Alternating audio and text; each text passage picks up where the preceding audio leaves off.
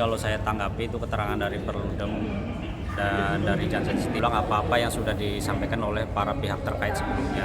Tidak banyaknya adalah menolak dari sistem proporsional tertutup yang kami ajukan.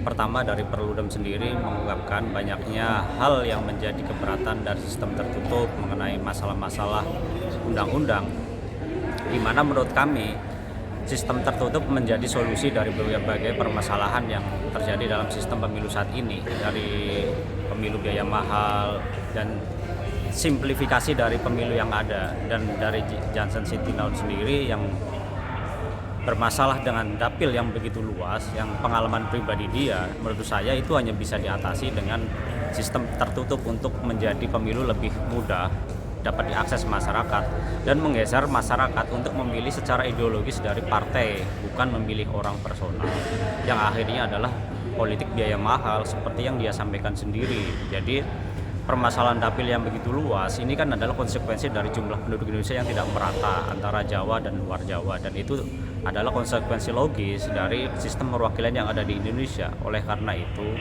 partailah yang harus bekerja secara masif menggerakkan institusi politisnya, bukan orang per orang, seolah-olah pemilu adalah kepentingan pribadi seperti yang disampaikan Johnson sendiri. Jadi masalah pribadi dia untuk mengunjungi daerah pemilihan itu bisa diselesaikan kalau masing-masing partai di masing-masing kabupaten itu bergerak, bukan bergerak masing-masing seolah-olah ini adalah kerjaan orang per orang, calon gubernur. Jadi menurut saya itu masalah-masalah dialektik yang dialami secara masif di seluruh Indonesia. Oleh karena itu, partai Indonesia, partai politik itu adalah bekerja secara nasional. Kita tidak bisa dibayangkan Indonesia yang berbentuk republik, negara kesatuan, disamakan dengan Malaysia ataupun Amerika yang berbentuk federal.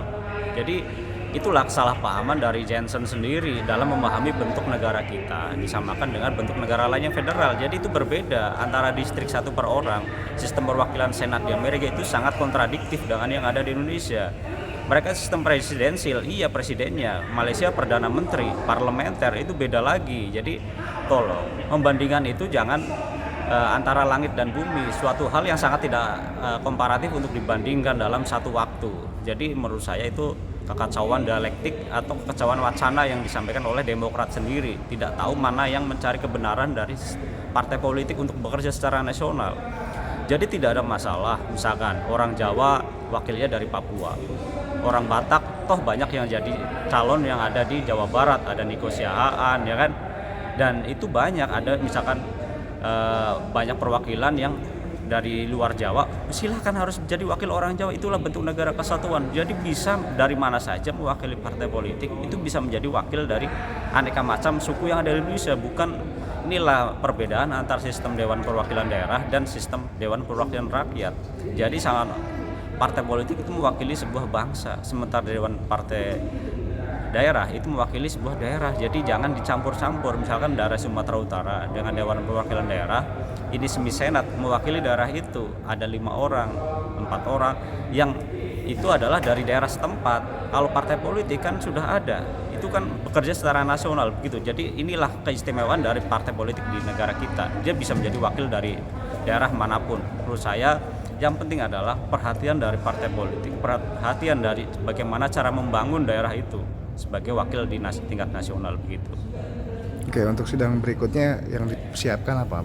Sidang berikutnya adalah kita akan mengajukan ahli, menurut saya ahli 2 dari ahli hukum dan ada ahli politik untuk menjawab bagaimana persoalan-persoalan dari sistem pemilu, sistem tertutup ini. Jadi ini harus kita kaji dari sistem tertib hukum di Indonesia. Yang kedua adalah mengenai solusi politik, karena ini adalah masalah politik di bangsa kita. Menurut saya aneka macam masalah ini bisa diselesaikan dengan adanya sistem yang lebih baik untuk negara kita.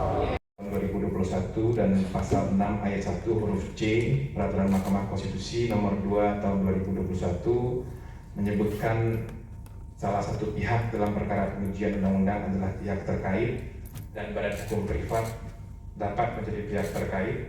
Oleh sebab itu, kami sebagai organisasi yang berbentuk badan hukum privat dapat menjadi pihak terkait dalam permohonan ini. Bagian lainnya kami mohon diangkat dibacakan yang mulia.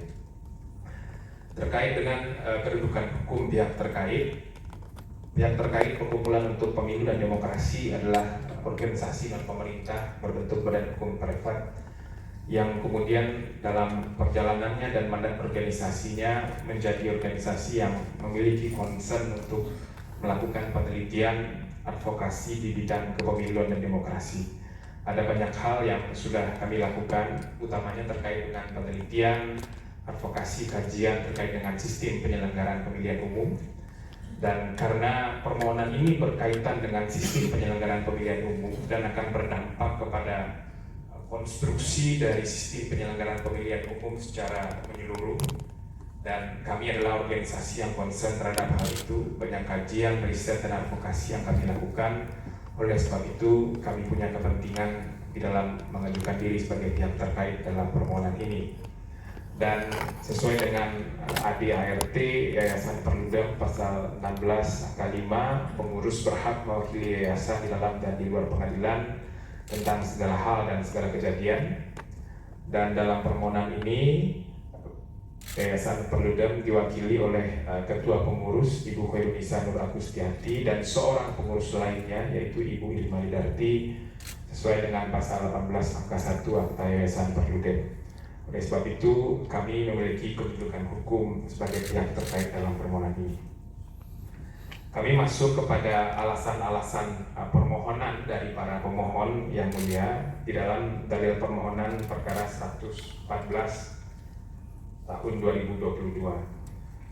Di dalam permohonan para pemohon mengajukan pengujian ada 9 pasal ya. Saya tidak akan sebutkan lagi, kami anggap ini dibacakan yang kemudian menjadi ruang lingkup pengajuan permohonan dalam permohonan ini. Itu ada di dalam pasal 6 di dalam halaman 6 sampai halaman 7 keterangan kami sebagai pihak terkait. Kemudian dasar konstitusional yang digunakan ada 5 pasal konstitusi yang digunakan sebagai dasar konstitusional. Kami juga tidak akan bacakan lagi yang mulia, kami anggap ini dibacakan. Kemudian terkait dengan argumentasi yang disampaikan oleh pemohon, kami coba merinci ada 5 hal sebetulnya yang disampaikan oleh pemohon dalam permohonannya. Pada bagian pertama, pemohon menyampaikan bahwa adanya frasa proporsional terbuka, nomor urut, nama calon, dan calon terpilih berdasarkan suara terbanyak menunjukkan kekuatan perseorangan dalam proses pemilihan umum. Kemudian yang kedua, menguatnya peran individu dalam proses pemilu akan membahayakan bentuk negara kesatuan sebagaimana diatur dalam pasal 1 ayat 1 Undang-Undang Dasar 1945, karena menganggap sistem proporsional terbuka akan membuka ruang bagi orang untuk berusaha menjadi populer, menimbulkan kebebasan tanpa batas, dan merusak ideologi negara. Kemudian yang ketiga, argumentasi dari pemohon, ketentuan sistem proporsional terbuka telah mendistorsi peran partai politik dan telah mengenyampingkan peranan partai politik di dalam sebuah proses penyelenggaraan pemilihan umum. Yang keempat, pemohon juga menyatakan sistem pemilu dengan proporsional terbuka dengan penentuan pemenang dengan suara terbanyak telah membajak proses pemilu oleh caleg pragmatis yang hanya bermodal populer dan menjual diri, dan oleh mereka yang tidak punya pengalaman di dalam mengelola organisasi partai politik atau organisasi berbasis sosial politik. Akibatnya caleg terpilih seolah-olah akan mewakili dirinya sendiri, bukan mewakili partai politik. Yang kelima, mengembalikan perintah konstitusi bahwa peserta pemilu DPR dan DPRD adalah partai politik, kemudian menegaskan bahwa caleg adalah pilihan partai dan partai yang menentukan siapa yang layak terpilih untuk meningkatkan loyalitas caleg kepada partai, lalu meningkatkan gairah untuk masuk ke dalam organisasi partai politik. Itu 5 hal pokok-pokok argumentasi yang disampaikan oleh pemohon. Nah, terhadap argumentasi tersebut kami menyampaikan ada 4 argumentasi utama kami sebagai pihak terkait yang mulia. Yang pertama, kami ingin menjelaskan tentang urgensi pembahasan sistem pemilu harusnya dalam sebuah proses legislasi yang partisipatoris. Yang mulia, kami mohon izin menyampaikan bahwa esensinya sistem pemilu sebetulnya adalah cara atau mekanisme yang dibuat dalam suatu kerangka hukum pemilu untuk mengkonversi suara pemilih menjadi kursi. Dan sistem pemilu paling tidak dalam khazanah ilmu pengetahuan pemiluan ada 4 model ya. Sistem pemilu pluralitas, sistem pemilu perwakilan proporsional, sistem pemilu campuran, dan sistem pemilu lainnya. Dan dalam beberapa studi dari internasional IDEA, negara dengan sistem pemilu pluralitas atau mayoritas itu diterapkan di 88 negara, sedangkan dengan sistem pemilu perwakilan proporsional itu digunakan di 82 negara. Artinya relatif berimbang sebetulnya negara yang menggunakan sistem pemilu proporsional dan pluralitas. Nah, terkait dengan sistem pemilu proporsional yang digunakan di Indonesia itu memiliki 2 bentuk, open list proporsional representasi atau sistem pemilu proporsional dengan daftar terbuka, atau sistem perwakilan proporsional dengan daftar tertutup, yang kemudian kedua ini terletak perbedaan pada metode pemberian suara dan penentuan calon terpilih. Bahwa dalam sistem pemilu proporsional daftar terbuka, metode pemberian suara yang dilakukan dengan memilih langsung daftar nama calon anggota legislatif yang tertera di surat suara dengan mekanisme penentuan calon terpilih berdasarkan perolehan suara terbanyak didapatkan oleh anggota legislatif, sedangkan dengan sistem proporsional tertutup, metode pemberian suara dilakukan dengan memilih logo atau simbol partai politik di surat suara dengan mekanisme penentuan calon terpilihnya berdasarkan nomor urut yang diperoleh oleh calon anggota legislatif. Bahwa di dalam permohonannya, di mana pemohon meminta kepada mahkamah untuk mengubah sistem pemilihan umum menjadi proporsional tertutup yang dari awalnya sistem proporsional terbuka sebagaimana tercantum dan diatur di dalam undang-undang pemilu yang berlaku saat ini, menurut kami sebagai pihak terkait itu akan berdampak langsung kepada 3 variabel utama sistem pemilihan umum. Pertama, berdampak kepada sistem pencalonan anggota legislatif. Kedua, berdampak kepada metode pemberian suara oleh pemilih. Dan ketiga, berdampak kepada sistem penentuan calon terpilih. Bahwa keinginan para pemohon yang menginginkan agar yang tersedia di dalam surat suara nantinya hanya logo, nama, dan nomor urut partai secara signifikan akan menghilangkan nama calon anggota legislatif di dalam surat suara. Artinya tidak ada lagi tahapan untuk mendaftarkan calon anggota legislatif yang notabene itu menjadi kewajiban bagi partai politik untuk memastikan setiap calon anggota legislatif mereka memenuhi persyaratan sebelum diajukan kepada pemilih untuk dipilih. Bahwa sistem pemilu yang diinginkan oleh para pemohon menurut kami sebagai pihak terkait akan berdampak luas terhadap proses penyelenggaraan pemilihan umum. Penggantian sistem pemilihan umum akan berdampak luas kepada pemilih sebagai pemilik kedaulatan sebagaimana diatur di dalam pasal 1 ayat 2 Undang-Undang Dasar 1945. Bahwa dengan dihilangkannya kesempatan warga negara untuk dapat menentukan langsung calon anggota legislatif yang akan dipilih, dalam hal ini anggota DPR, DPRD provinsi, dan DPRD kabupaten kota, juga telah mengaburkan makna pemilihan langsung sebagaimana diatur dalam pasal 22E ayat 1 Undang-Undang Dasar 1945. Esensi dari makna langsung ini adalah pemilih diberikan kewenangan langsung untuk menentukan siapa calon anggota legislatif yang akan mereka pilih di dalam bilik suara. Bahwa perubahan sistem penyelenggaraan pemilihan umum menjadi proporsional tertutup seperti yang diinginkan oleh para pemohon juga akan berdampak langsung kepada pola dan desain pelaksanaan tahapan pemilu di dalam kerangka manajemen keseluruhan pelaksanaan pemilihan umum oleh KPU sebagai penyelenggara pemilu. Bahwa dengan uraian argumentasi di atas, di mana perubahan sistem penyelenggaraan pemilihan umum akan berdampak luas terhadap pemenuhan nilai konstitusionalitas penyelenggaraan pemilu, terutama pemenuhan prinsip kedaulatan rakyat di dalam pasal 1 ayat 2, prinsip pemilihan langsung di pasal 22E ayat 1, maka menurut kami sebagai pihak terkait, pembahasan perubahan sistem pemilu mesti dilakukan dalam proses legislasi yang dilakukan oleh pembentuk undang-undang secara hati-hati, secara demokratis, dan melibatkan partisipasi publik secara meluas. Bahwa dalam beberapa kajian terkait dengan perubahan sistem pemilu yang kami rujuk dalam keterangan sebagai pihak terkait ini, studi Alan Hicken tahun 2019, ada beberapa prasyarat sebetulnya untuk kemudian dilakukan perubahan sistem pemilu di sebuah negara. Ada 3 pendekatan: systemic failure, catalytic crisis, dan incumbent preference. Nah, dari 3 pendekatan ini, kalau kita lihat permohonan yang disampaikan oleh pemohon, tidak secara detail dan tidak ada studi empiris atau evaluasi dari penggunaan sistem pemilu proporsional terbuka yang detail begitu, untuk kemudian bisa menjelaskan dilakukannya pergantian sistem pemilu. Bahwa perubahan sistem pemilu mesti dilakukan dengan didahului oleh kajian yang mendalam, melakukan simulasi yang berulang, menghitung dampak perubahan sistem pemilu kepada pemilih, kepada penyelenggara, termasuk kepada partai politik itu sendiri. Oleh sebab itu, menurut pihak terkait, pembahasan dan melihat kemungkinan perubahan sistem pemilu mestilah dilakukan dalam proses perubahan undang-undang atas evaluasi penyelenggaraan pemilihan umum yang mesti melibatkan sebanyak mungkin pihak yang berkepentingan langsung atau tidak langsung dengan perubahan sistem pemilu.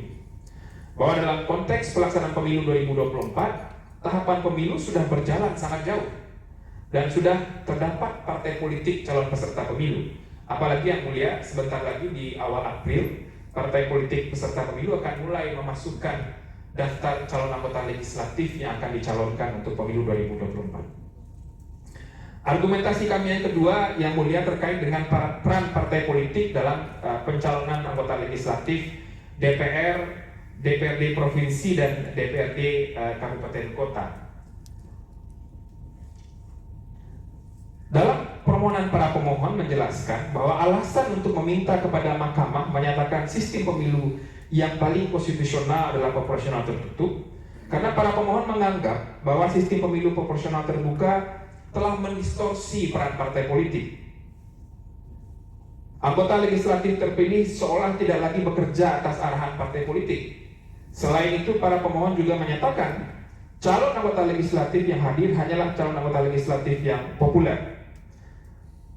Bahwa melalui keterangan dari pihak terkait ini, pihak terkait penting untuk kemudian mengingatkan kita semua kembali dan menegaskan bahwa dalam sistem penyelenggaraan pemilihan umum di Indonesia, terutama untuk pencalonan anggota legislatif, baik itu DPR, DPRD provinsi, dan DPRD kabupaten kota, otoritas penuh untuk pencalonan anggota legislatif itu 100% ada di keputusan partai politik. Jadi partai politiklah yang punya kewenangan penuh untuk menentukan apakah seorang calon anggota legislatif itu dapat dicalonkan atau tidak. Bahwa alasan yang menyatakan bahwa sistem proporsional terbuka, orang yang dicalonkan adalah orang-orang yang populer, tidak punya pengalaman dalam mengelola organisasi partai politik, justru seharusnya menurut pihak terkait, para pemohon yang menjadi kader partai politik mempertanyakan hal tersebut kepada partai politiknya. Kenapa lebih banyak mencalonkan orang-orang populer dan tidak mengutamakan kader partai politik yang sudah punya pengalaman puluhan tahun dalam mengurus dan mengelola organisasi partai politik? Bahwa di dalam pelaksanaan sistem pemilu proporsional terbuka yang saat ini berlaku di Indonesia, justru akan mendorong calon anggota legislatif untuk bersetia kepada 2 aktor utama dalam proses penyelenggaraan pemilu, yaitu partai politik sebagai otoritas yang akan mencalonkan seorang calon anggota legislatif, kemudian yang kedua pemilih sebagai aktor utama yang akan menentukan apakah seorang calon anggota legislatif dapat dipilih atau tidak, atau dapat terpilih sebagai anggota DPR atau tidak. Bahwa argumentasi para pemohon yang menyatakan dengan sistem pemilu proporsional dan terbuka membuat anggota legislatif terpilih dan duduk di lembaga perwakilan menjadi bekerja untuk dirinya sendiri dan tidak lagi sesuai dengan agenda partai politik, menurut pihak terkait ini sepenuhnya tidak tepat. Bahwa dalam sistem lembaga perwakilan di Indonesia, seorang anggota legislatif adalah bagian dari partai politik dan tidak bekerja untuk dirinya sendiri. Di dalam praktik pun, anggota legislatif selalu bekerja sesuai dengan agenda dan perintah partai politik. Oleh sebab itulah di dalam lembaga perwakilan terdapat yang namanya fraksi, kelompok fraksi, yang tugas dan fungsi utamanya adalah menyatu padukan dan menjadi pemandu bagi seorang anggota legislatif di dalam menjalankan tugas-tugas perwakilannya. bahwa para pemohon penting juga untuk mengingat kembali bahwa terdapat instrumen hukum yang sudah melindungi partai politik dari praktik seorang anggota legislatif yang bekerja untuk dirinya sendiri, yaitu mekanisme pergantian antar waktu. Partai politik punya otoritas penuh setelah menjalani serangkaian proses yang dilakukan di internal partai politik untuk mengganti calon anggota legislatif yang tidak lagi bekerja untuk kepentingan partai politik, melainkan sudah bekerja untuk kepentingan dirinya sendiri. Bahwa gambaran para pemohon di dalam permohonannya yang menggambarkan partai politik berada dalam posisi yang sangat lemah dalam sistem proporsional terbuka yang berlaku di Indonesia saat ini, sepenuhnya menurut pihak terkait juga tidak tepat.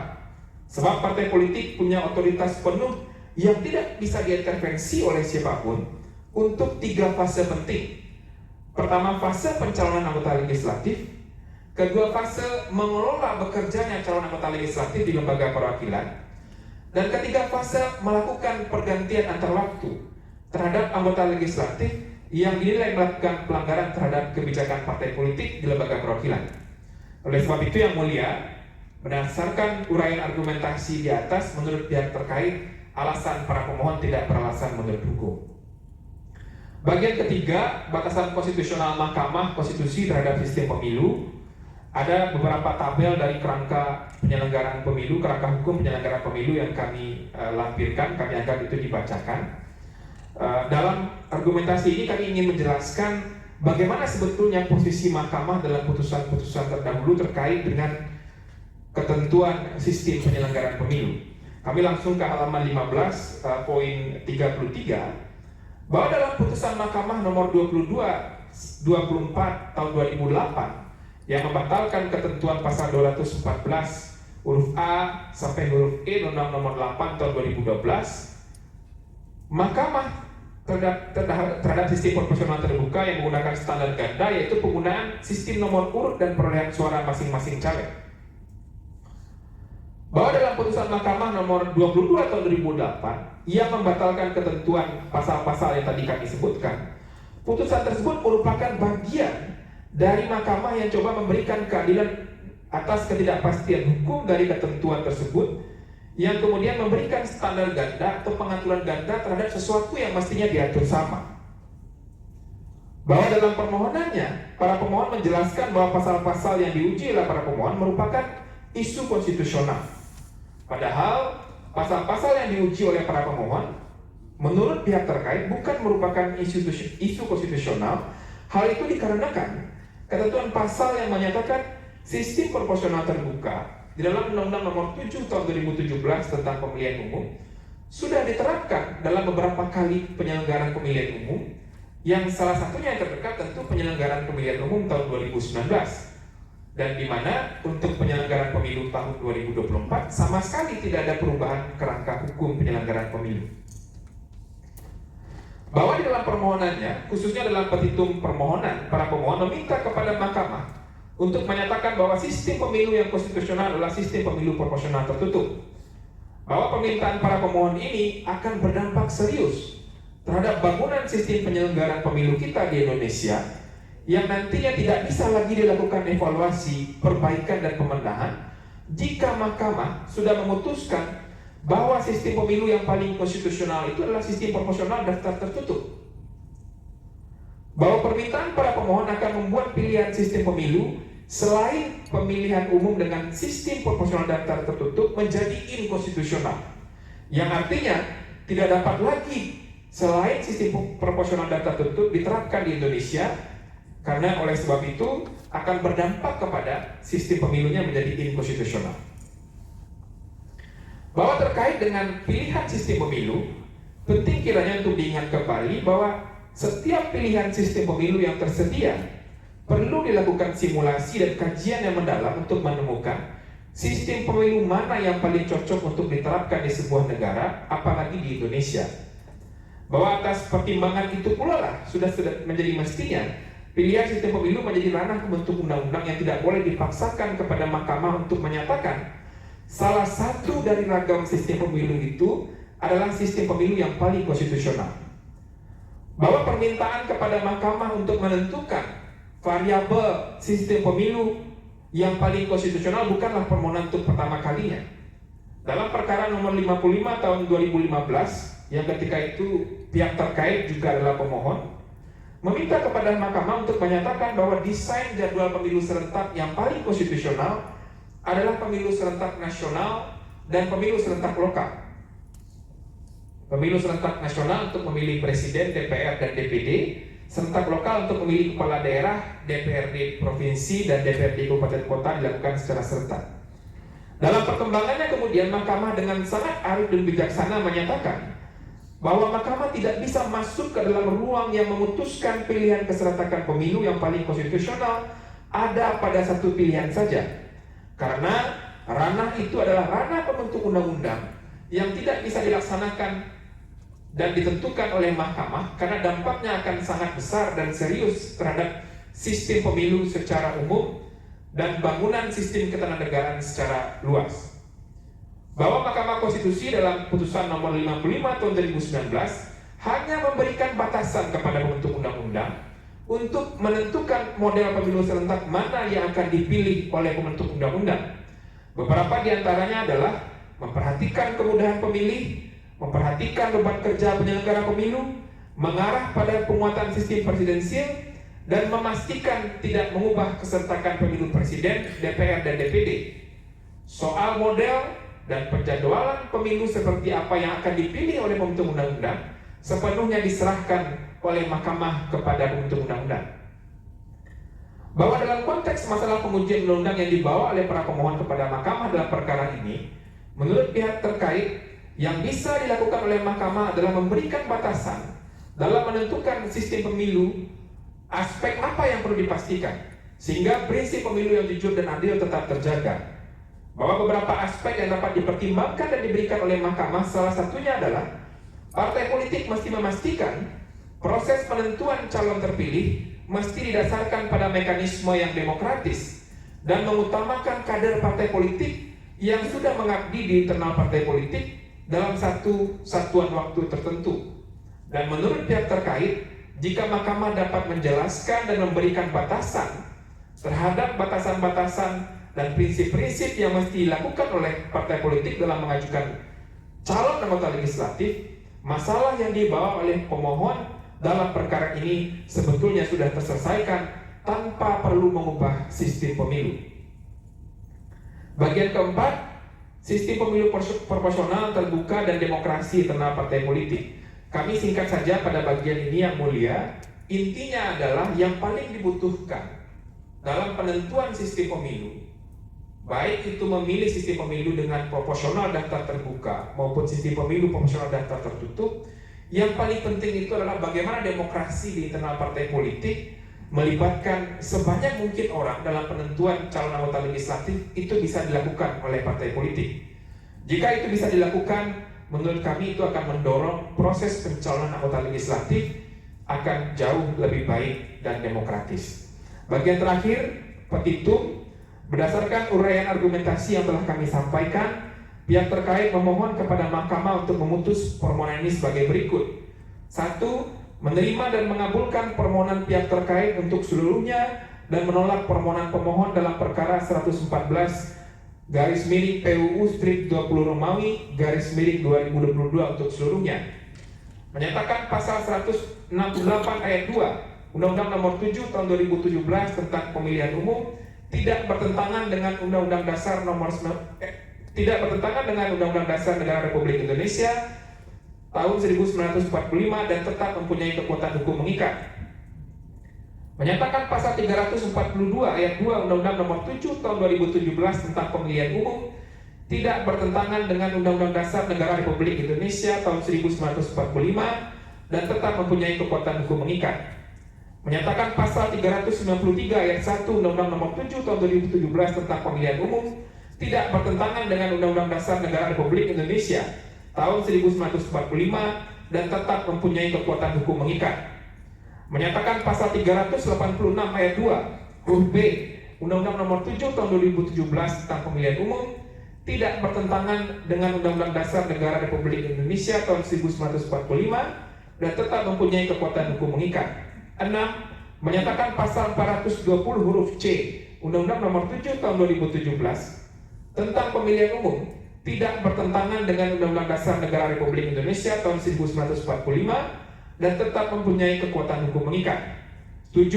Menyatakan pasal 420 huruf D Undang-Undang Nomor 7 Tahun 2017 tentang Pemilihan Umum tidak bertentangan dengan Undang-Undang Dasar Negara Republik Indonesia tahun 1945 dan tetap mempunyai kekuatan hukum mengikat. 8.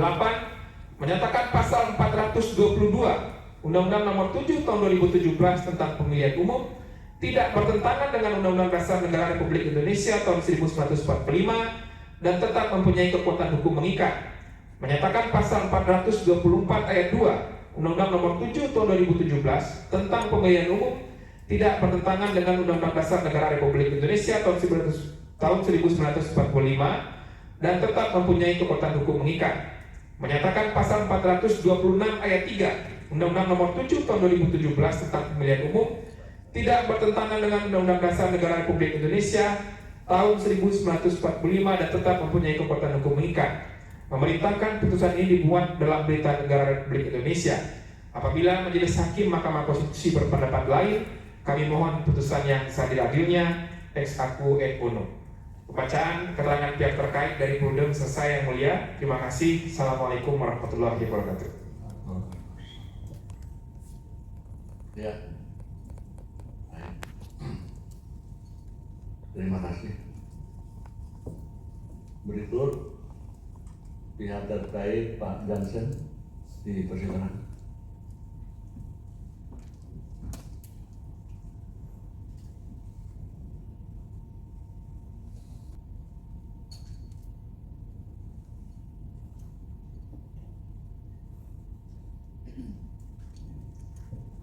Assalamualaikum warahmatullahi wabarakatuh.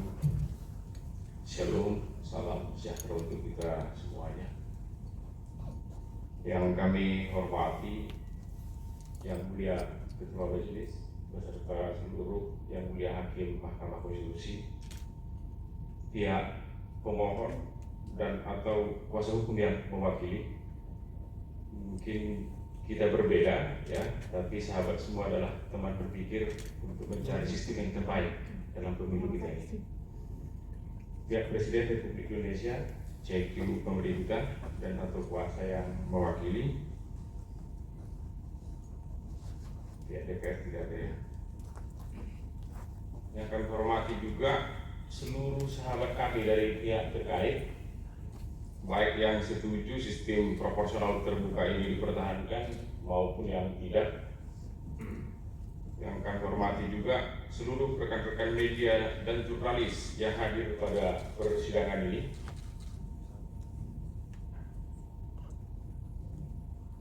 Agak grogi juga ini yang mulia, itu dia. Karena kuasa hukum nyuruh kita pakai jas yang mulia, padahal sudah 9 tahun oposisi hampir tidak pernah pakai jas. Ya. Jadi pertama-tama kami ingin mengucapkan terima kasih kepada Yang Mulia karena telah memberi kesempatan dan menerima kami menjadi pihak terkait dalam perkara ini.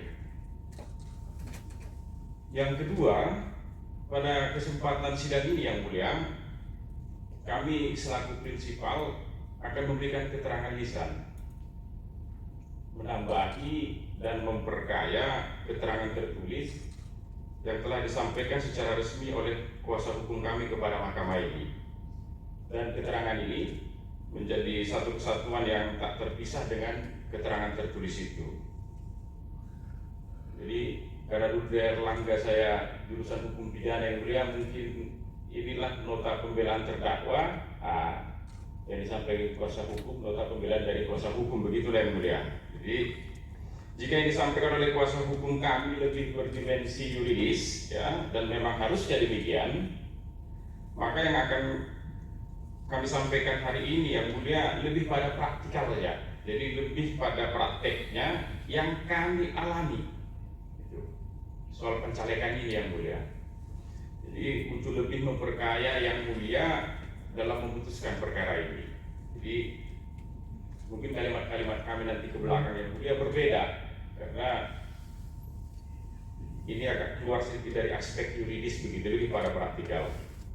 Yang Mulia, puan-puan, tuan-tuan, para sahabat sekalian ya, yang saya hormati dalam persidangan ini, jika membaca isi permohonan dari pemohon yang ingin mengembalikan sistem pemilu kita ini kembali ke tertutup, atau di masyarakat lebih dikenal dengan nomor urut ya. Jadi yang terpilih dari DPR itu berdasarkan nomor urutnya, bukan karena jumlah suaranya atau suara terbanyak begitulah. Maka orang seperti saya inilah mungkin yang paling diuntungkan.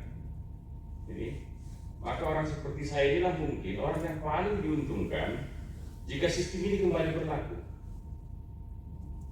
Karena dengan sistem ini peluang saya terpilih jadi anggota DPR besar sekali. Jadi yang mulia di pemilu besok ya, saya kebetulan pas sudah 14 jalan 15 tahun berpartai di Demokrat. Jadi sudah boleh dikatakan masuk kategori senior lah yang mulia di partai.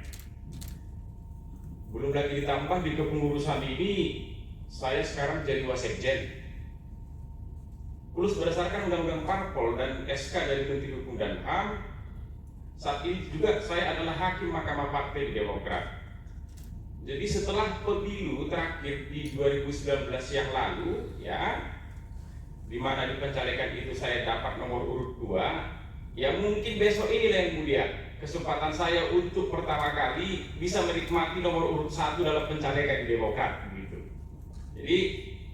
Jadi kalau yang tertutup ini ya, yang diminta teman-teman pemohon ini dikabulkan, yang saya katakan tadi, saya lah mungkin orang yang paling diuntungkan dan menikmatinya. Jadi bahkan mungkin ya pemohon seperti saya inilah yang harusnya maju ke mahkamah ini untuk mempersoalkan sistem terbuka ini.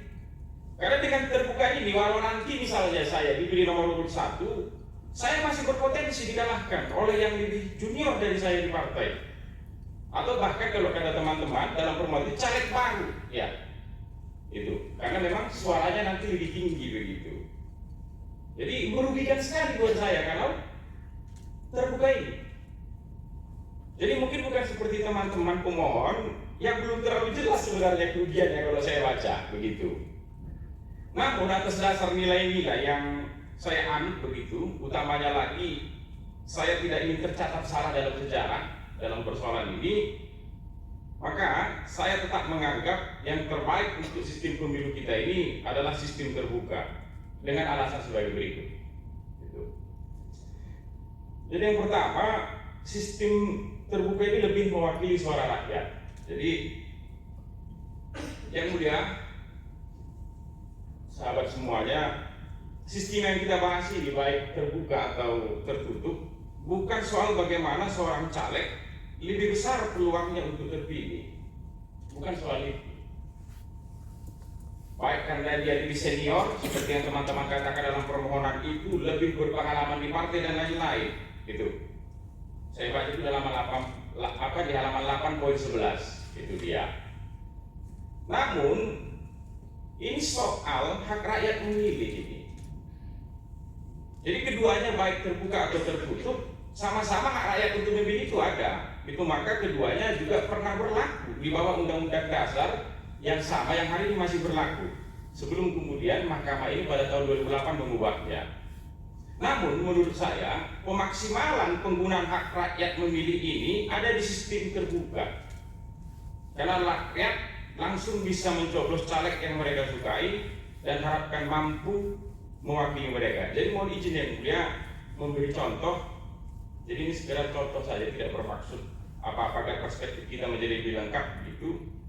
Misalnya dulu dalam sistem tertutup, ya, kayak kebetulan wilayah di daerah kami di Sumatera Utara ada namanya Nias. Contoh saja ini. Atau kalau di Sumatera Barat mungkin Mentawai atau di daerah lain begitu. Jadi saya ambil contoh Nias dalam sistem tertutup, ya. Dalam sistem tertutup ternyata yang mewakili mereka ke DPR itu, ya, bukan orang Nias, tapi orang dari wilayah dan tempat lain begitu. Dalam sistem tertutup. Karena dengan sistem tertutup, kalau partai dapat suara di dapil itu, bisa saja mereka mengirimkan anggota DPR-nya bukan orang dari tempat itu. Karena misalnya elit partai ya dari tempat itu ya, yang asli dari tempat itu tidak ada. Ini kan persoalan SDM juga nih. Jadi seperti Demokrat, pengurus lah buat 200. Apa ada semua suku Indonesia? Ini nggak ada. Atau wilayah Indonesia tidak ada. Jadi kalau dalam konteks NIAS itu tadi atau tempat lain begitu, ya, anggota DPR yang dikirim mewakili NIAS itu nginjak NIAS saja pun tidak pernah. Jadi ikatan fisiologisnya tidak ada, baik dengan daerah itu apalagi orang di tempat itu. Dan rasanya ya hal-hal begini banyak juga terjadi di Indonesia ketika sistem tertutup itu diberlakukan. Jadi coba sekarang kita bandingkan dengan sistem terbuka. Jika pun ada misalnya teman-teman ya, partai yang sudah tercalegnya sama sekali lah misalnya dibuat tidak ada orang NIAS. Caleg yang bukan orang NIAS itu tadi ya pergi datang ke NIAS, memperkenalkan diri dia untuk mencari suara di sana. Jadi kalaupun dia terpilih, walau dia bukan orang NIAS, maka sudah itulah pilihan orang NIAS. Tapi faktanya dalam praktek yang mulia, rata-rata partai minimal hari ini ya, contohlah NIAS ini sekarang ini masuk dalam Dapil 2 Sumatera Utara, ya. Jadi selalu itu memasukkan satu minimum orang NIAS dalam daftar calegnya. Kami saja rencana di pemilu ini memasukkan 2 orang, Pak Sofitul Lauli dan Ilham Mendrova begitu. Karena info-info Demokrat memasukkan orang NIAS dalam daftar calegnya, maka pasti ya partai-partai yang lain itu juga ikut tuh. Minimal memasukkan 1 orang NIAS dalam daftar caleg mereka agar tidak kalah bersaing kan begitu. Akhirnya apa yang terjadi? Caleg NIAS menjadi banyak. Peluang NIAS diwakili oleh orang NIAS di DPR menjadi lebih terbuka dan besar. Jadi mungkin hal ini bukan hanya terjadi di NIAS, memang saya tadi kasih contoh begitu ya. Jadi itu saya katakan misal di Sumbar tadi, orang Mentawai pun ke depan berpeluang. Bahkan partai mencari-cari, itu loh, caleg dari sana. Apalagi misalnya di wilayah Indonesia ini yang SDM-nya memang masih sangat terbatas. Jadi belum ada peluang mereka jadi elit partai di tingkat nasional. Karena butuh proses, saya saja butuh 14 tahun baru jadi elit begitu. Jadi akan banyak tempat di Indonesia ini yang diwakili bukan oleh orang dari tempat itu begitu, tidak punya ikatan psikologis dia. Jadi sekali lagi menurut kami yang mulia, pemaksimalan terhadap konsep kedaulatan rakyat ini ya ada di sistem terbuka yang sekarang sedang berlaku dan kita terapkan. Yang kedua yang mulia, walau sedikit di luar permohonan ini, namun ujungnya nanti ada juga kaitannya dengan terpilihnya caleg dengan kualitas buruk ya, sebagaimana didalilkan juga oleh pemohon dalam permohonannya. Jadi ini masih terkait sistem juga yang mulia. Jadi dalam praktek, menurut saya yang memunculkan problem hari ini yang mulia, ini sebenarnya soal sistem pemilu serentak pilek-pilpres ini yang mulia. Saya ini sebenarnya bukan korban pemilu terbuka atau tertutup seperti yang didalilkan oleh pemohon begitu. Jadi seperti juga telah saya sampaikan di atas, saya ini malah sebenarnya yang mulia korban pilek-pilpres berbarengan ini.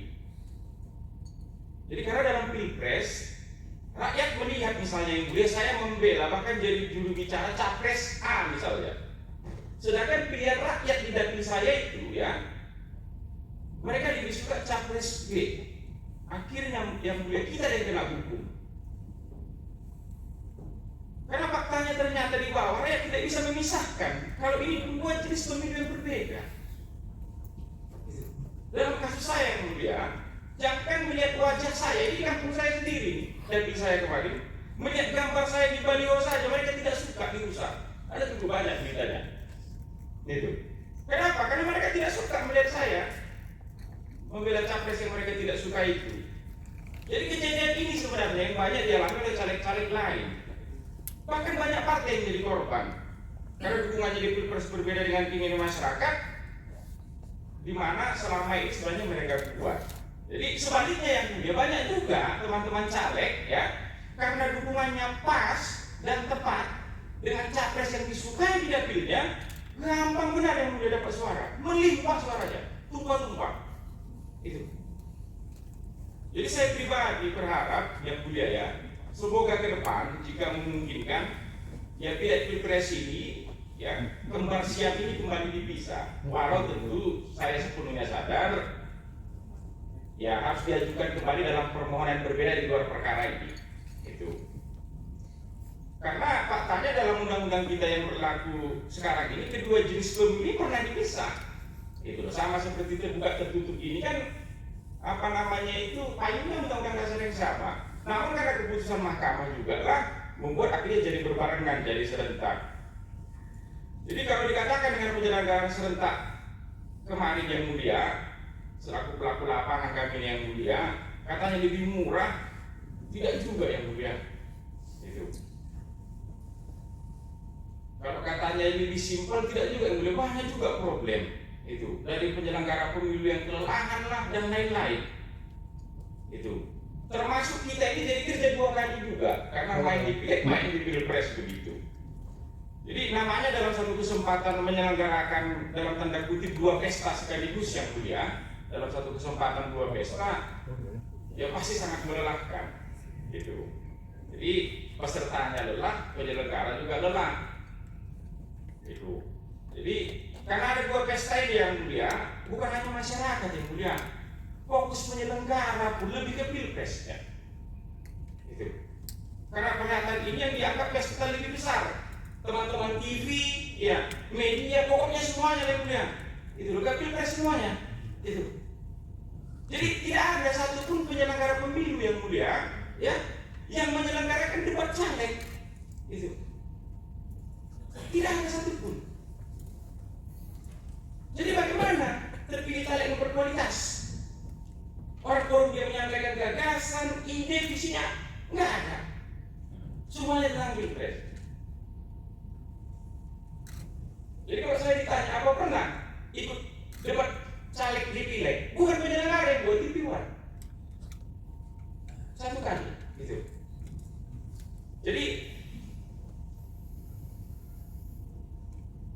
Jadi soal yang ini sebelum saya mulai artinya sesudah dicoba, menurut saya lebih banyak buruk ya pileg pilpres berbarengan ini dilaksanakan serentak begitulah daripada dipisah.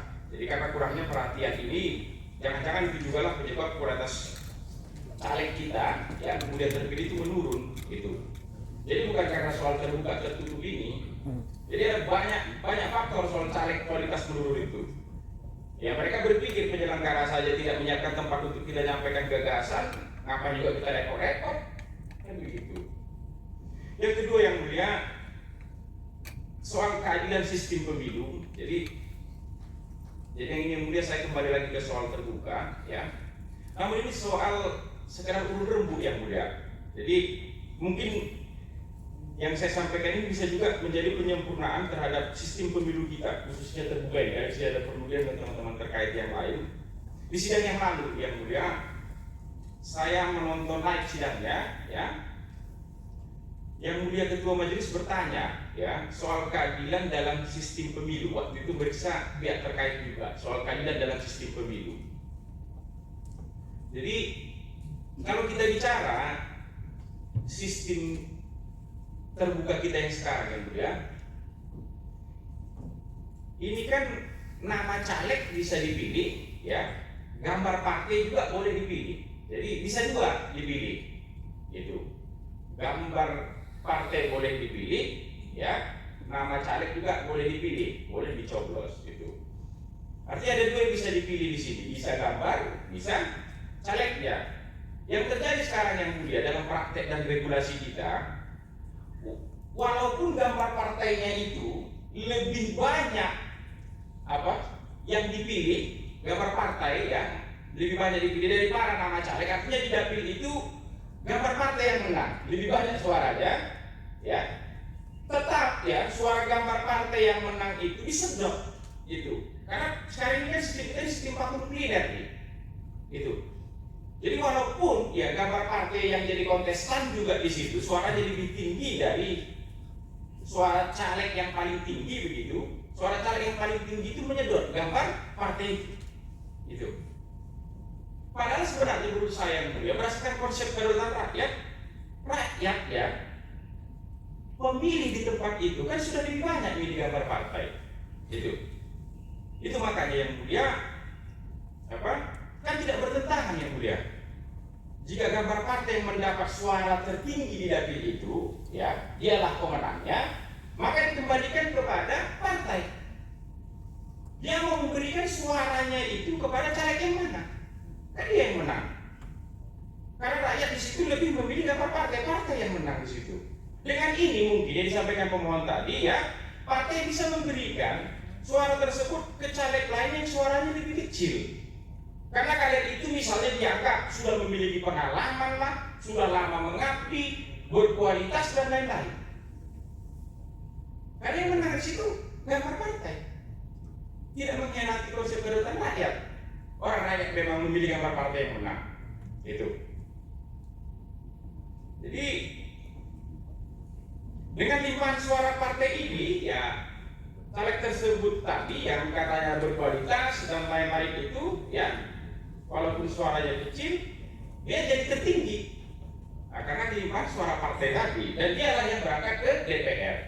Tapi hanya sampai di konsep ini saja yang mulia. Jadi beda dengan misalnya kalau suara caleg lebih tinggi dari gambar partai. Artinya di dapil itu, ya, caleglah yang menang. Nah, kalau itu suara gambar partai, suara caleg lain yang lebih rendah dari dia disedot semua lah. Itu. Jadi dia yang berangkat ke DPR mewakili dapil itu. Jadi kalau memang kita ingin membuka opsi begitu ya, hak partai itu harus ada dong dalam sistem terbuka, tidak boleh lepas sepenuhnya. Mungkin ini itu dalam praktek yang saya lihat. Apakah banyak gambar partai yang menang? Itu cukup banyak gambar partai yang menang. Jadi kalau di tingkat DPC dia, ya diserahkanlah kepada ketua DPC di situ. Karena yang mewakili partai ke dalam dan keluar kan ketua DPC. Kalau dia di tingkat DPRD provinsi, ketua DPD-nya lah. Kalau dia di tingkat RI, dikembalikan kepada ketua umumnya lah. Tinggal dibuat berita acaranya, dikirim ke KPU. Karena kami yang tertinggi, KPU suara aku jatuhkan ke caleg nomor 1 ini. Ya, Sian Sedini yang suaranya cuma 200 ini misalnya. Karena gambar partai 30.000 langsung lompat kita yang mulia. Nah, itu. Yang 27.000 jadi kalah. Mungkin begitu. Kalau itu kan saya katakan, kita sahabat urut rembuk soal sistem ini begitu. Jadi kemudian soal politik berbiaya tinggi.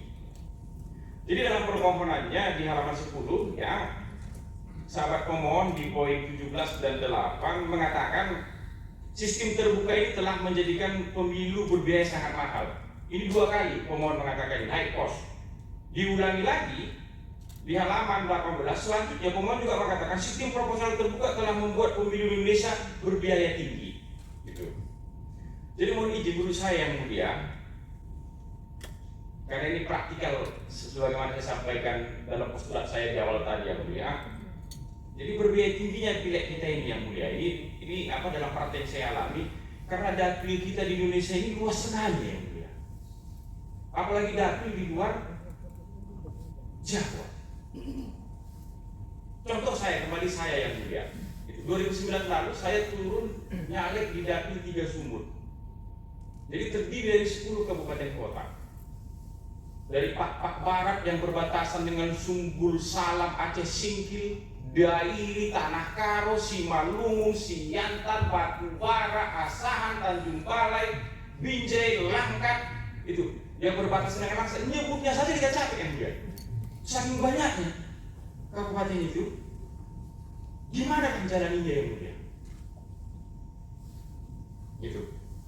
Jadi bisa dibayangkan kalau saya kunjungan ke satu kabupaten kota saja yang sudah habis berapa tuh? Transportnya, akomodasinya, belum kalau pindah lagi ke kabupaten yang lain. Ini belum kalau, mohon maaf yang mulia, ya kita cetak baliho yang mulia. Uang pasangnya, buat pertemuan, aduh ini mahal sekali yang mulia ini. Ini nggak ada soal terbuka tertutup.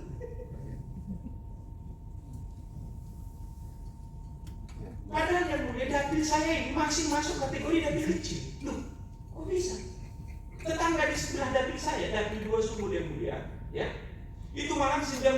kabupaten kota. Dari Danau Toba, ya, Tapanuli Utara, Tarutung, Bumbang, Kasurutan, Samosir, itu sampai Danau Toba, Samudra Hindia, Teluk Dalam, di Nias Selatan, Nias Utara, Gunung Sitoli. Jadi dapil saya ini yang mulia, itu masih bisa naik mobil lah, walaupun butuh berhari-hari. Kalau dapil Dua Subut ini, kalau dia dari Samosir, berarti naik sampan, naik feri ke Pulau Sumatera. Jalan darat, naik feri lagi ke Nias. Jangankan 1 hari yang mulia, 1 minggu mutar pun nggak sampai. Ini 19 kabupaten kota. Di Aceh sama, di Sumbar sama, semua ini sama yang mulia. Jadi itu makanya ke beberapa teman saya sering menyampaikan yang mulia, dipikir-pikir kampung kami Subut ini masih bagus ya, satu provinsi masih dibagi 3 dapil. Karena banyak lagi di Indonesia yang mulia, satu provinsi 1 dapil. Jadi bisa dibayangkan yang mulia, caleg ini sebenarnya sudah seperti calon gubernur yang mulia. Apa beda? Orang satu provinsi 1 dapil, udah calon gubernur ini. Itu makanya yang mulia, akhirnya banyak caleg yang tidak masuk kampanye ke semua kabupaten-kabupaten di dapilnya. Jadi kalau teman-teman mendalilkan terbuka itu berbiaya tinggi, enggak itu pun dapil kita ini buat berbiaya tinggi, mau sistem apapun. Itu. Jadi karena kita sedang mencari sistem yang cocok, sekali lagi seperti yang mulia sampaikan yang lalu, saya setiap menyampaikan argumen yang mulia berusaha begitulah. Jadi sudah hampir 2 minggu ini gak tidur yang mulia karena ketakutan datang campaign gitu. Jadi karena beratnya kan kalau kita hanya ngomong aja nggak ngasih solusi kan problem itu yang mulia. Gitu. Jadi saya berusaha mencari solusi lah sedikit yang mulia begitu. Syukur-syukur ini yang mulia bisa menerimanya, jika pun tidak ya kita siap untuk ditolak begitu. Jadi ini dalam praktek yang mulia, sekali lagi ini lebih praktikal ini gitu. Jadi karena kita sedang mencari sistem yang cocok untuk pemilu kita ini, sebagaimana yang disampaikan oleh yang mulia Ketua Majelis Hakim sekaligus Ketua Mahkamah Konstitusi di sidang yang lalu, agar khususnya soal berbiaya tinggi ini ya, saya kita cari obatnya lah begitu. Jadi mungkin sebagai masukan saja yang mulia ya, ke depan mungkin ya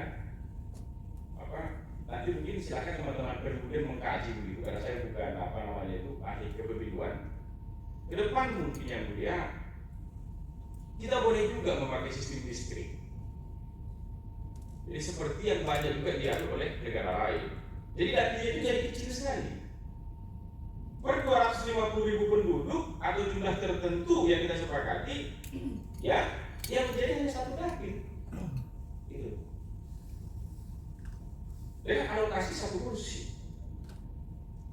Nah, kalau tadi dikatakan tadi soal psikologis tadi, kalau ini caleg terpilih kenal sekali sudah. Bukan hanya punya hubungan psikologis, buat hubungan keluarga mungkin di tempat itu dia. Langsung dengan pemilihnya.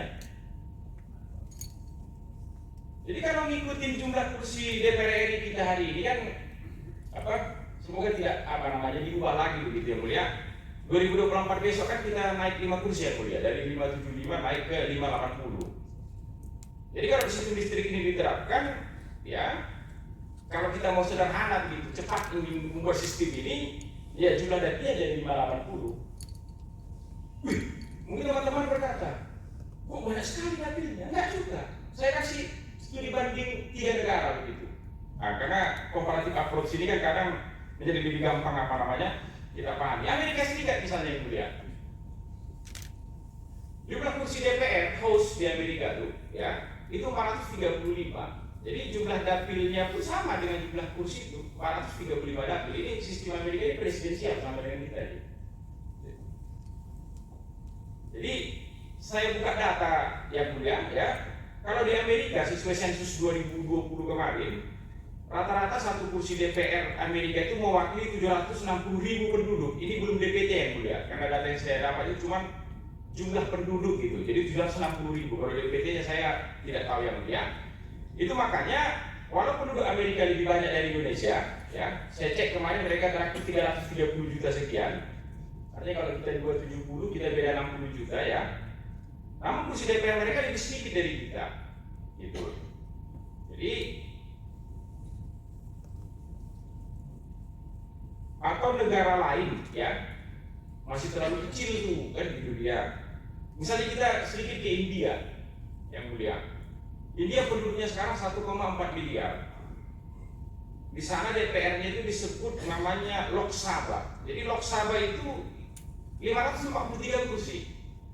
Masih lebih banyak kita nih. 575. Jangan juga nanti KPU pas dengarin jadi dikurangi kursi, ini problem juga tuh. Jadi tambah kecil kesempatan kita jadi DPR. Jadi Lok Sabha itu 543 kursi gitu. Jadi kalau dicek yang mulia, per satu kursi itu 2,5 juta penduduk. Misalnya provinsi terbesar di India itu, negara bagian namanya itu Uttar Pradesh. Jadi provinsi Uttar Pradesh ini jumlah penduduknya 200 juta, hampir sama dengan kita ini, satu provinsi ini. Alokasinya di Lok Sabha itu mereka 80 kursi. Gitu.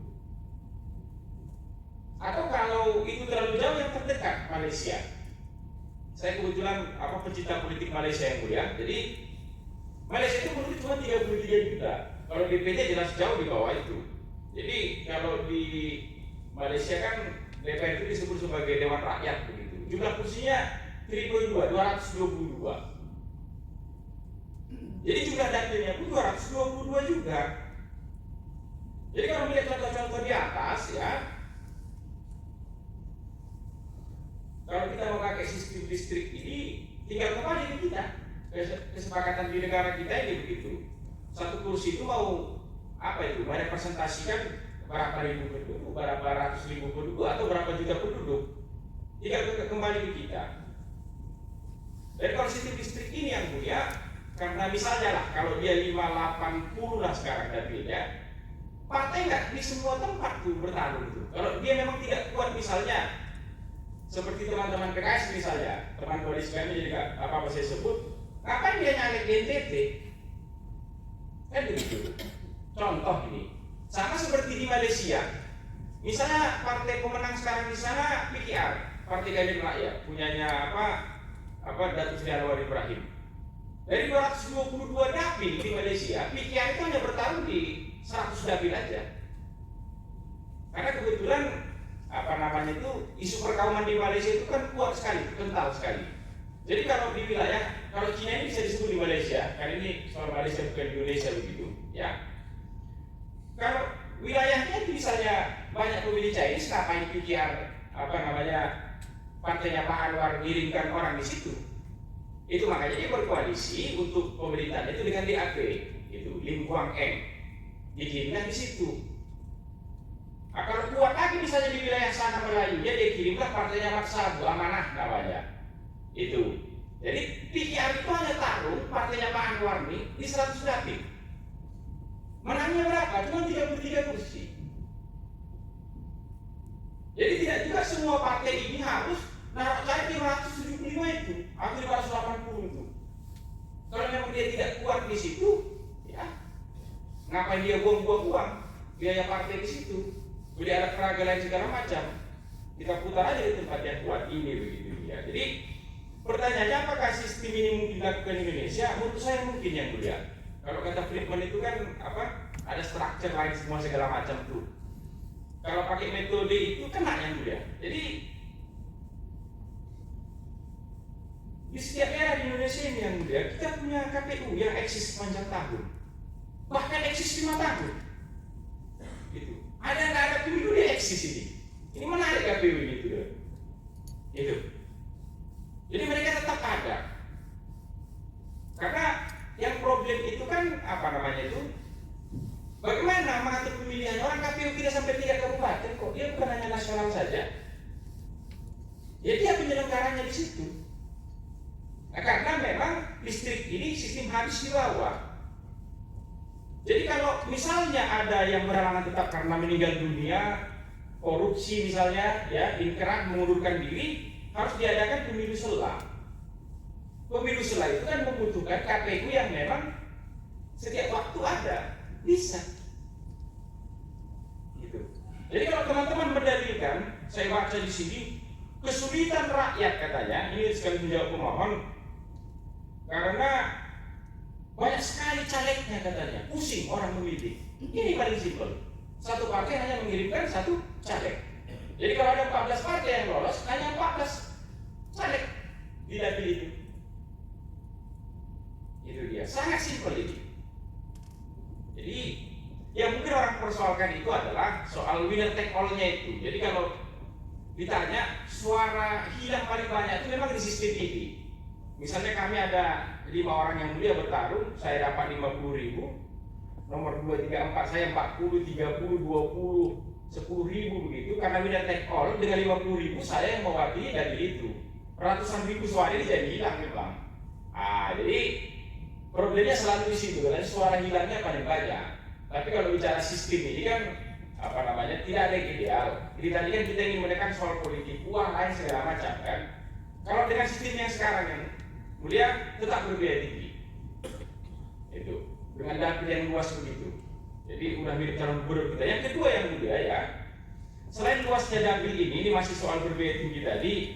Bagaimana tidak berbiaya tinggi yang mulia? Mungkin karena terbatasnya uang negara kita untuk membiayai sosialisasi caleg yang mulia, maka caleg itu diberikan ruang untuk memperkenalkan dirinya, mengenalkan dirinya dengan bahan kampanye yang dia buat sendiri, dia cetak sendiri, itu untuk dibagikan kepada masyarakat.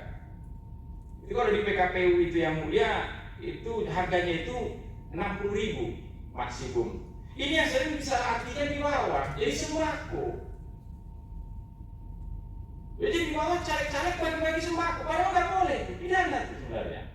Yang boleh itu adalah karena ini alat sosialisasi, kalender, kartu nama, flyer, gelas, dan bahan kampanye lain. Itu kan media untuk mensosialisasikan diri, tapi jadi sembako, ini membuat jadi mahal. Itu makanya untuk terpilih jadi caleg di Indonesia ini yang mulia, karena ada ini juga di pintu masuk ini begitu. Orang terpilih karena kedermawanan. Itu. Jadi kemudian yang keempat yang mulia soal politik uang. Jadi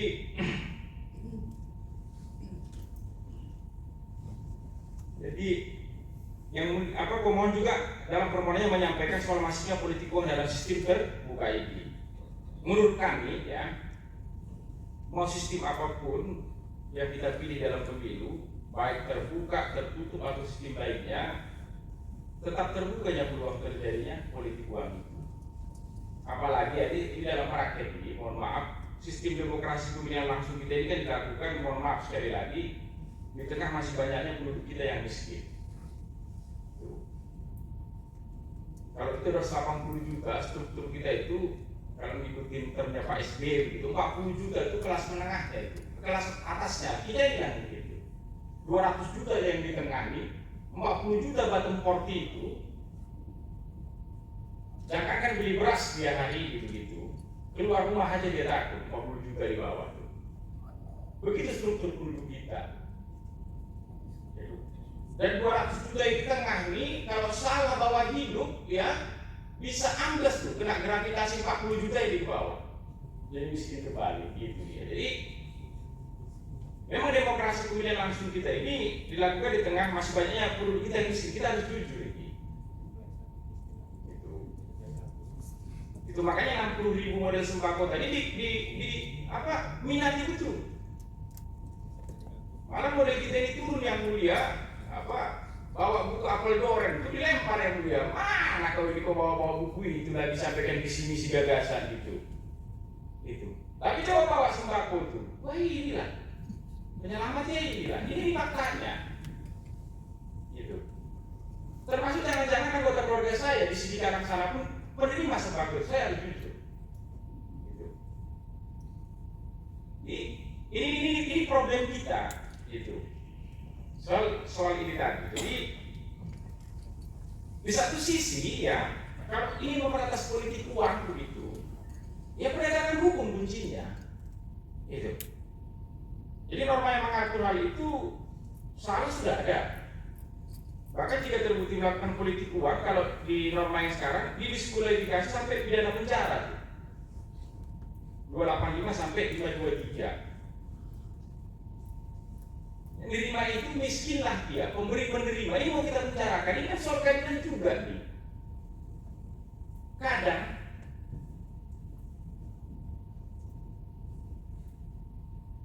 masa karena 100.000 masuk, harusnya masuk. Mau kau miskin mau kaya, kalau mau pakai hukum tuh itu.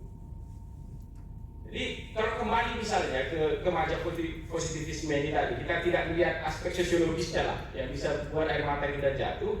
Ya, kalau soal politik kita punya Bawaslu. Sekarang buktinya sudah padan. Kalau dulu eksis berdiri mirip KPU itu di seluruh kabupaten kota di Indonesia. Bahkan Panwas itu sampai tingkat kecamatan. Kan mereka ini dalam tanda kutip menjadi polisi pemilu kita. Anggaplah kita mau tegas nih. Kan teman-teman problemkan politik uang begitu. Kalau ada cara yang bagi-bagi uang, tangkap. Itu. Bawa ke pengadilan, kenakan pidana pemilu. Jadi kalau terkait politik uang ini, ya soal penindakan sudah, soal praktik pengawasan di lapangan. Jadi bukan soal sistem pemilu ya. Memang kalau tertutup, jadi nggak ada yang ngasih uang. Itu. Semua orang mau menang kok.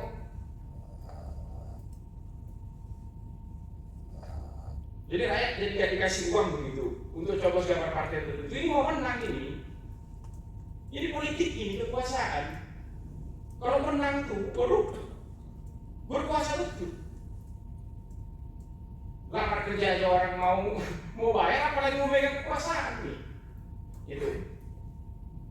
Jadi terkait potensi praktek politik uang ya di sistem tertutup pun ya teman-teman pemohon jika tidak diawasi berpotensi terjadi money politik. Gitu. Jadi yang penting itu penindakan.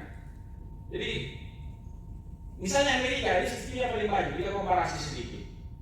Jadi sana gubernur negara bagian Illinois itu ada namanya Blagojevich. Nanti silakan dicek. Jadi gubernur negara bagian Illinois. Jadi kota yang paling top di Illinois ini Chicago namanya. 2008 tuh senator dari Illinois itu terpilih jadi presiden namanya Obama. Kalau bos di sana meninggal atau mengundurkan diri atau pindah ke jabatan yang lain itu kan pemilu selah. Tapi kalau senator karena mewakili negara bagian sampai habis periodenya gubernur lah yang memilih, bebas dia, hak prerogatif siapa senator pengganti si Obama ini atau si C ini, si D ini gitu. Jadi gubernur bagus nih, tidak tahu dia di ujung itu tergoda apa. Sejak 2003 dia udah gubernur, tiba-tiba dia dagangkan. Jadi kalau kita bicara politik uang, sudah gubernur di Amerika. Bahkan ketika itu dikatakan Rod Blagojevich ini ya, ini tinggal nunggu waktu ke Washington ini, urus federal. Boleh memang orang ini. Tiba-tiba ya kalau kita baca persidangan kita dengarkan jalannya persidangan itu disadap dia dagangkan lah itu. Siapa yang mau, karena ini hakmu sekarang jadi senator gantikan Obama katanya. Ada $1 juta, $2 juta, banyak juga yang mau karena jabatan Obama itu masih cukup lama gitu. Kalau si B itu diangkat jadi senator di Amerika, kan dia jadi incumbent 3 atau 4 tahun berikutnya, belum terpilih kan bisa. Itu. Pertanyaan apa diubah begitu dia? Diperbaiki pengawasan. Bukan kemudian sekarang hak gubernur untuk memilih pengganti senator begitu dihilangkan. Enggak. Kan begitu. Jadi mari kita jangan sedikit-sedikit diubah begitu, dikit-dikit diubah. Ini Indonesia besar sekali, bukan Singapura yang kecil. Diubah di sini sampai di sini kalang sana kena, sampai Mamuju kena, dan nggak gampang nih ke bawah nih mensosialisasikannya. Jadi intinya mau sistem apapun, kalau soal politik uang teman-teman katakan pengawasan dan penindakan hukum. Gitu. Tinggal soal tindakan hukum ini, kadang kalau kena orang miskin nggak tega juga kita memang, itulah dia. Sedangkan dalam pemilu itu bahkan kadang itu pesta orang miskin. Gitu. Jadi hari pemilu yang ada 20% itu tidak memakai hak miliknya itu yang pergi liburan. Semua orang susah itu rata-rata datang kan. Lumayan nih, habis coblos nanti kita makan miso pulang katanya.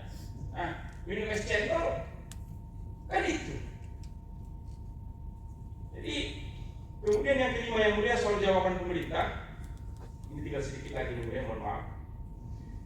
Yang mulia dalam keterangan Presiden yang telah kami baca, ya, mohon izin, yang disampaikan di Mahkamah ini terkait soal pengujian undang-undang pemilu ini, Presiden menyampaikan di poin 11 paragraf terakhir. Selain itu, proses penyelenggaraan tahapan pemilu tahun 2024 saat ini telah berjalan, sehingga perubahan yang bersifat mendasar seperti sistem pemilihan umum di tengah proses tahapan pemilu yang tengah berjalan berpotensi menimbulkan, saya tebalkan, gejolak sosial politik baik di partai politik maupun di masyarakat. Jadi kami sangat setuju dengan pernyataan Presiden ini yang mulia. Walau tidak ada penjelasan lebih lanjut di sana, kami memahaminya karena yang sedang diuji ini kan soal kedaulatan rakyat ini. Jadi hak rakyat memilih. Di mana-mana begitu, logika umum saja. Kalau kedaulatan seseorang itu ya menjadi kurang, bangsa itu menjadi kurang, atau apapun lah yang berbau kedaulatan menjadi kurang, pasti orang akan marah. Itu logika umum itu. Bahkan mungkin melawan. Jadi dan mungkin ya kalau ini dugaan saya, jadi bisa juga partisipasi pemilih akan turun begitu. Karena tiba-tiba ada sistem baru begitu ya kan di tengah berjalannya proses ini. Jadi kalau terkait gejolak sosial di partai politik, karena Presiden mengatakan dua itu yang mulia, ya, gejolak di partai politik atau di masyarakat. Kalau soal gejolak sosial di partai politik, rasanya sudah jelas. Dari 9 partai di parlemen hari ini, 8 partai ya sudah secara resmi menyatakan, termasuk di Mahkamah ini maupun di publik di luar, bahwa mereka tetap ingin sistem terbuka. Kalau 8 kursi itu hampir 80% itu kursi parlemen begitu dia. Jadi kalau setiap kursi itu adalah hasil dari pilihan dan suara rakyat, maka dapat kita katakan mayoritas rakyat Indonesia ya melalui representasi 8 partai tadi ya menginginkan, tetap ingin sistem pemilu terbuka. Dan sudah saya baca beberapa survei terakhir ini ya pasca naiknya dinamika soal terbuka tertutup ini, ada cukup banyak survei. Hal itu juga terkonfirmasi gitu. Ketika masyarakat ditanyai begitu, mereka tetap ingin terbuka. Kemudian yang keenam mulia soal legislative review, yang mulia mohon izin menurut kami ini minta maaf sekali yang mulia, sesungguhnya sama sekali sebenarnya tidak ada problem konstitusionalitas soal sistem terbuka atau tertutup ini. Jadi yang sekarang sedang diperiksa oleh MK ini begitu yang mulia. Yang kami pahami dalam literatur dan praktek pemilu di dunia ini ya ada banyak sekali variannya. Bahkan di sidang yang lalu yang mulia mengatakan, yang mulia ketua, ratusan varian kan begitu dia. Jadi ada distrik ya yang seperti saya sampaikan di awal tadi, terbuka tertutup yang sedang kita bahas, mix dan lain-lain. Jadi menurut kami yang mulia, sepanjang semua masih dilakukan melalui pemilu secara langsung ya harusnya silahkan saja DPR melalui proses politik yang ada di sana bebas memilih model atau sistem mana yang cocok untuk pemilu kita. Apalagi partai-partai itu juga adalah peserta pemilu. Jadi untuk itulah mengikuti apa yang sering disampaikan oleh Mahkamah ini ya, yang kemudian menjadi istilah umum ya di seluruh Indonesia begitu. Jadi bahkan non sarjana hukum open legal policy katanya gitu, kebijakan hukum terbuka.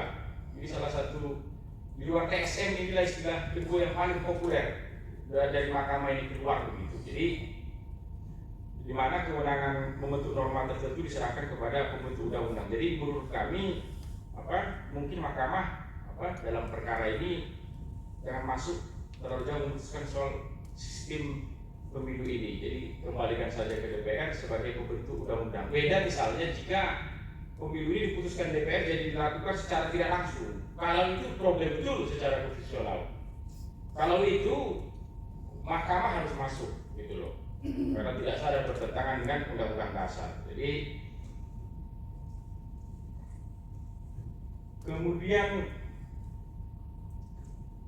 ketujuh, permohonan dalam keterangan lisan ini yang mulia. Jadi yang mulia, dengan segala hormat kami memohon kiranya yang mulia, jika bisa perkara ini segera diputuskan, karena sesuai tahapan pemilu paling lambat 14 Mei 2023 ini seluruh partai harus mendaftarkan calegnya ke KPU.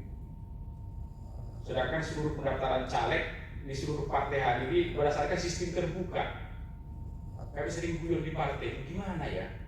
Tiba-tiba mereka daftar sistem terbuka, masuk ke KPU di tengah jalan jadi tertutup. Dia gugat perdata lah kita ini. Karena mengundurkan diri jadi kena pidana. Jadi kita telah membohongi kami partai begitu.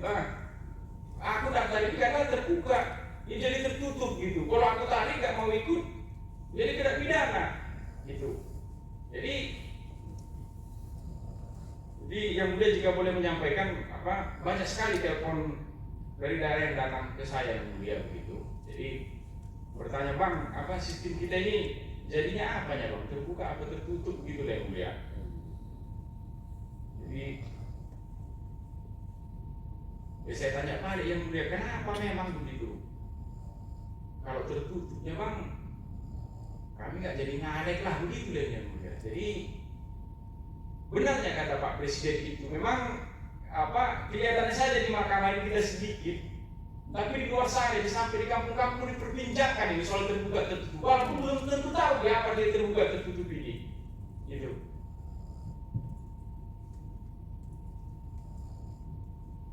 Jadi banyak sekali, mohon maaf yang mulia, ketidakpastian ya, khususnya menghadapi seluruh caleg di Indonesia jika terbuka tertutup ini tidak segera diputus begitu ya mulia. Jadi kemudian yang mulia, permohonan lisan kami ini juga dengan segala hormat kami juga memohon, karena kami tahu mahkamah ini kuat sekali yang mulia ya. Jadi agar tidak ada yang mulia perubahan sistem pemilu di saat tahapan yang sudah berjalan ini begitu yang mulia. Jadi jika pun harus ada perubahan begitu ya terkait sistem kita ini, baiknya kita lakukan teman-teman semua begitu ya, karena kita ini sama-sama stakeholder setelah pemilu 2024 besok lah. Jadi mari kita rumuskan dengan kepala dingin begitu, tidak terburu-buru ya, pikiran tenang, sistem pemilu apa yang terbaik buat kita. Jadi kita lakukan nanti jauh-jauh hari sebelum pemilu gitu. Kalau berikutnya 2029 ya mungkin 2025 udah bisa kita bahas mungkin. Jadi biar lebih dingin kita begitu dan tidak juga muncul macam-macam tuduhan di luar sana. Jadi penutup mungkin yang mulia, menurut kami yang mulia dalam tata kelola apapun ya, apalagi khususnya yang terkait dengan negara dan pemerintahan, walau ada kekurangan, mohon maaf teman-teman pemohon, terbuka itu selalu lebih baik dari tertutup. Jadi termasuk tentu kaitannya dengan sistem pemilu ini. Jadi sebagaimana kalimat hukum, hakim dan rasa keadilan ya, hukum, hakim dan rasa keadilan, sebagai seorang sarjana hukum dan warga negara Indonesia, saya pribadi selalu percaya yang mulia bahwa keadilan dan kebenaran itu hidup dan ada di mahkamah ini. Jadi mungkin saya harus membacakan petitum kami yang mulia, karena tadi kuasa hukum kami menyatakan jadi gak sah nanti permohonan dusun katanya. Saya masuk sedikit yang mulia, agak teknis. Poin 19 untuk penutup, bahwa oleh karena itu menurut pihak terkait bahwa sistem proporsional terbuka yang diatur dalam pasal 168 ayat 2, pasal 342 ayat 2, pasal 353 ayat 1 huruf B, pasal 386 ayat 2 huruf B, pasal 420 huruf C huruf D, pasal 422, pasal 426 ayat 3 Undang-Undang Nomor 7 Tahun 2017 tentang Pemilihan Umum tidak bertentangan dengan Undang-Undang Dasar 1945, bahwa Justru sistem proporsional tertutup sebagaimana didalilkan oleh para pemohon lah yang bertentangan dengan hakikat kedaulatan rakyat sebagaimana dijamin dalam pasal 1 ayat 2 dan pasal 22E ayat 1 Undang-Undang Dasar 1945. Bahwa berdasarkan uraian tersebut di atas, maka pasal 168 ayat 2, pasal 342 ayat 2, pasal 353 ayat 1 huruf B, pasal 386 ayat 2 huruf B, pasal 420 huruf C, huruf D, pasal 22, pasal 426 ayat 3 Undang-Undang Nomor 7 Tahun 2017 tentang Pemilihan Umum tidak bertentangan dengan Undang-Undang Dasar 1945, tidak merugikan hak-hak konstitusional para pemohon, dan tidak bertentangan dengan Undang-Undang Dasar 1945 khususnya pasal 1 ayat 2, pasal 225 ayat 2 Undang-Undang Dasar 1945. Bahwa oleh karena itu pihak terkait mohon kiranya Yang Mulia Majelis Hakim Mahkamah Konstitusi yang menyidangkan perkara quo berkenan untuk menolak permohonan para pemohon atau setidak-tidaknya menyatakan permohonan para pemohon tidak dapat diterima. Petitum berdasarkan segala yang kami uraikan di atas, pihak terkait memohon agar Yang Mulia Majelis Hakim Mahkamah Konstitusi memberikan putusan yang amanatnya sebagai berikut. 1. Mengabulkan permohonan pihak terkait seluruhnya. Kedua, menyatakan pasal 168 ayat 2, pasal 342 ayat 2, pasal 353 ayat 1 huruf B, pasal 386 ayat 2 huruf B, pasal 420 huruf C, huruf D, pasal 422, pasal 426 ayat 3 Undang-Undang Nomor 7 Tahun 2017 tentang Pemilihan Umum tidak bertentangan dengan Undang-Undang Dasar 1945. 3. Memerintahkan penguatan putusan ini dalam berita negara Republik Indonesia sebagaimana mestinya, atau apabila Yang Mulia Majelis Hakim Mahkamah yang memeriksa perkara quo berpendapat lain, mohon putusan yang seadil-adilnya. Demikianlah mungkin Yang Mulia yang bisa kami sampaikan. Terakhir kami ingin mengutip himne Mahkamah Konstitusi Yang Mulia. Dikatakan dalam menunaikan tugas suci di Mahkamah Konstitusi, wahai Tuhan kami pencipta agung hukum dan keadilan, karuniai kami selalu bimbingan-Mu, menegakkan hukum dan keadilan, menjaga dan mentaati konstitusi untuk bangsa Indonesia. Sekianlah mungkin bisa kami sampaikan Yang Mulia. Sekian dan terima kasih.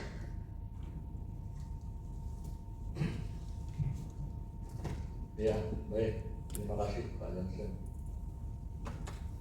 Sebelum saya memberi kesempatan pada para yang mulia untuk menanggapi apa disampaikan, lebih dahulu saya ingin menanggapi satu hal tadi, permohonan supaya kita bisa memutus perkara ini dalam waktu yang tidak terlalu lama.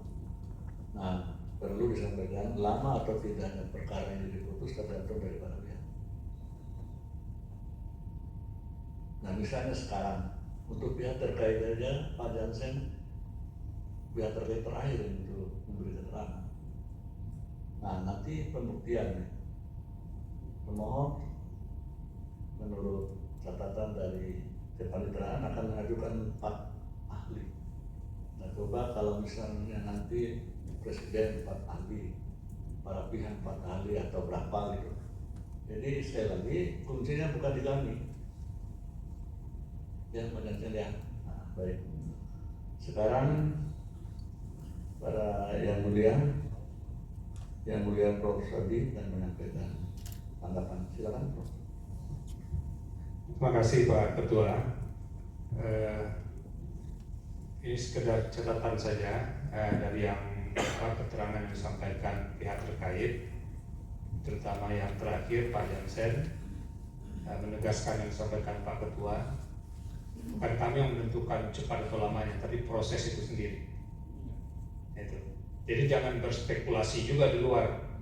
Ini mau diputus cepat dan segala macam, padahal prosesnya juga baru berjalan. Jadi kita sampaikan ini karena apa? Ini pihak terkaitnya belasan, seperti yang dikatakan Pak Ketua tadi. Nah, oleh karena itu sidang di Mahkamah Konstitusi kan tidak menghentikan norma yang ada. Jadi jalan aja proses yang ada. Kami jalan juga di Mahkamah Konstitusi. Nah, itu penting ya, jangan nanti mengambing hitamkan Mahkamah Konstitusi. Gitu. Itu penting untuk soal seperti itu. Karena apa? Proses ini digelar terbuka karena kami menganggap ini serius yang harus dikaji secara komprehensif sebelum putusan akhir diambil. Itu Pak Jansen ya. Satu. Yang kedua, harus diingat juga dari banyak gagasan tadi, mana yang jadi kewenangan Mahkamah Konstitusi, mana yang jadi kewenangan Pak Jansen sendiri dengan partai politik di DPR. Gitu. Nah, itu harus diperhatikan juga. Karena apa? Kalau didengar semuanya, macam banyak sekali yang harus dibahas tadi. Padahal ini fokusnya sekarang adalah soal proporsional terbuka. Ada yang minta ini dikembalikan ke tertutup, ada yang minta dikembalikan kepada terbuka. Nah, itu. Jadi ruang inilah dimanfaatkan, gitu. Dan kami Mahkamah Konstitusi tentu akan berhitung dengan tahapan itu. Tidak mungkin tidak. Nah, itu saja yang perlu disampaikan. Terima kasih Pak Ketua. Terima kasih. Ya, dari yang lain tidak ada. Hal itu Pak Jansen ya. Mungkin mau ditanggapi? Cukup? Menurut saya sudah cukup kan. Nah, jadi untuk diketahui ini ya, supaya ada persepsi di ruangan ini maupun di luar bahwa penentu untuk cepat atau tidaknya penyelesaian perkara ini bukan berada di Mahkamah Konstitusi, tetapi yang paling utama adalah para pihak, ya, pemohon, presiden, dan para pihak terkait. Gitu ya. Baik. Sebelum sidang ditutup, ada pengesahan alat bukti. Pihak terkait perludem ada satu alat bukti ya. Benar ya, Mbak. Ya, baik. PT1 sudah disahkan. Kemudian dari pihak terkait Pak Jansen, PT1 sampai dengan PT5. Ya, Benar yang mulia. ya, benar. Sudah diverifikasi dan dinyatakan sah. Untuk pemohon, sidang selanjutnya adalah kesempatan pemohon untuk menyampaikan ahli atau saksi. Apa akan Mengajukan yang berapa orang? rencananya ahli 3 atau 4 orang. 3 atau 4. Jangan pakai yang tahu. Maksimal 4 orang. Yang pasti saya berjadwal. Tadi kita mau ketat penjadwalan ini. Oh baik yang mulia. Yang pasti saja. 4 ya. 4. Baik, kalau begitu untuk sidang yang akan datang, agendanya adalah mendengar keterangan ahli dari pemohon 2 orang terlebih dulu ya. Baik yang mulia. Ditunda hari Rabu tanggal 29 Maret 2023 jam 10.00 WIB. Kemudian untuk CV dan keterangan tertulis dari ahli supaya diajukan paling tidak 2 hari sebelum hari sidang. Baik yang mulia. Baik. Dengan demikian sidang selesai dan ditutup. Hadirin dimohon berdiri. Yang Mulia Majelis Hakim Konstitusi meninggalkan ruang persidangan.